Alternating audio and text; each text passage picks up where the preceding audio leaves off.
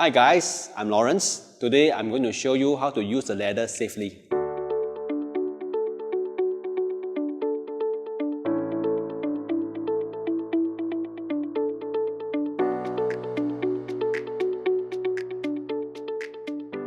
Step 1. Check the label.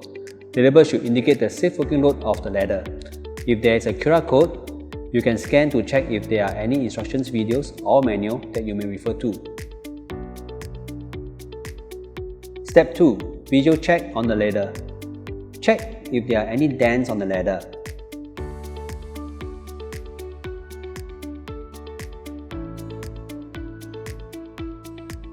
Check for visible damage to the stiles and rungs.